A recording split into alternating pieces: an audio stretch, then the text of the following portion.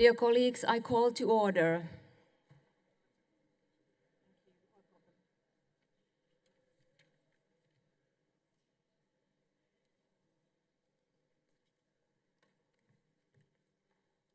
We first go to the item number 1 on our agenda, which is adoption of the agenda.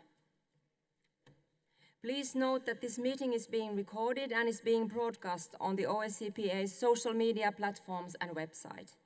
Voting for 3 vice president vacancies will take place until 10:30 in the meeting room number 7. We are pleased to welcome today the Minister of Foreign Affairs of Romania, Ms. Luminița Odobescu. We are also glad to welcome back the chairperson in office of the OSCE and Minister of Foreign Affairs and European Affairs and Trade of Malta, Mr. Ian Borg.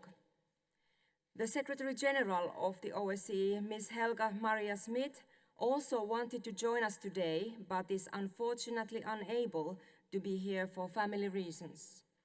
A revised draft agenda for this meeting has been distributed. Are there any objections?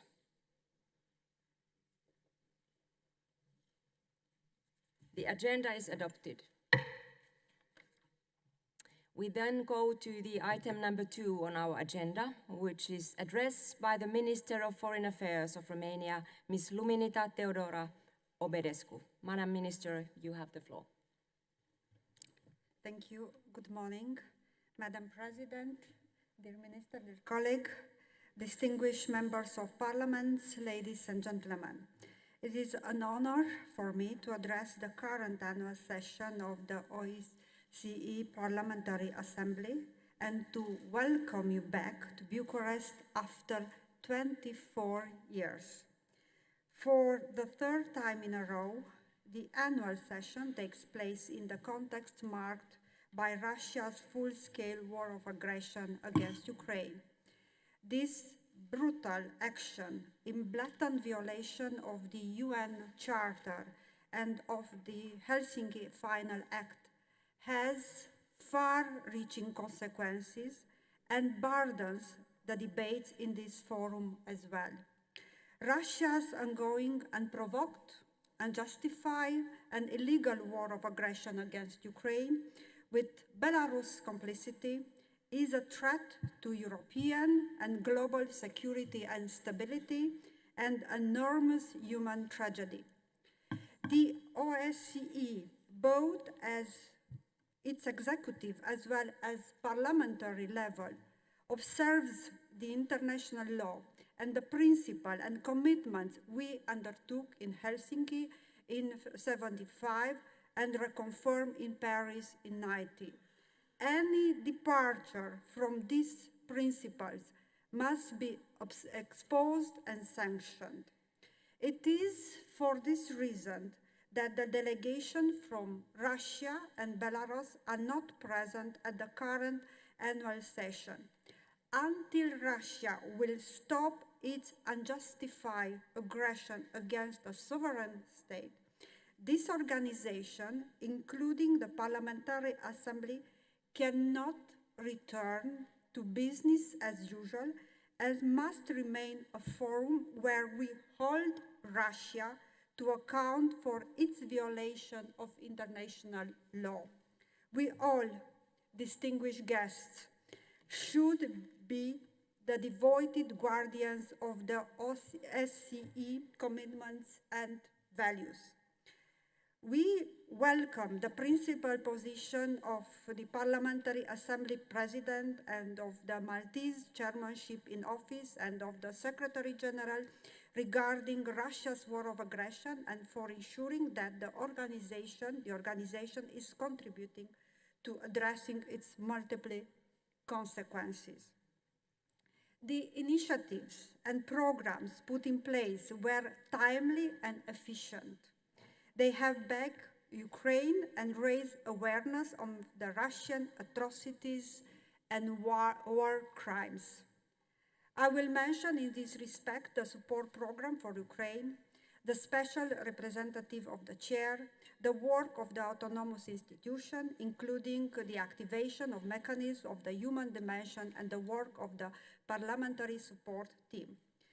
This is a testimony of the importance of our organization, of its autonomous institutions, and the reason for all of us to make further strengthened efforts to ensure its continuous functioning. Ladies and gentlemen, 2 weeks ago in Luxembourg, Ukraine and Republic of Moldova held their first accession conferences to the EU. This is a milestone for the European Union and a point of no return in the best sense of the word for Ukraine and for Republic of Moldova. From now on, both countries will focus on the complex work to be done in order to join the EU. At the same time, all the dimensions of our organization and the tools the organization has at hand should continue to be employed in strengthening the resilience of the Republic of Moldova. There is a role for our organization to play in this respect, and this country struggles to counter the destabilizing attempts masterminded by the Russian Federation. Support from this organization, autonomous institution, will represent a clear contribution in backing the European path of the Republic of Moldova. Madam President, the impact of the war is felt beyond our region as Russia recklessly exploited energy and food as a weapon of war. Romania will continue to facilitate the transit of Ukrainian agricultural products towards global market. We are doing it for 2 years now, and figures speak for themselves. Almost 40 million tons of grains from Ukraine reach their destination through Romania. 2 weeks ago, I attended the inaugural summit on peace in Ukraine, a much-needed first step towards a just, comprehensive, and lasting peace in Ukraine, grounded on UN Charter and on the international law.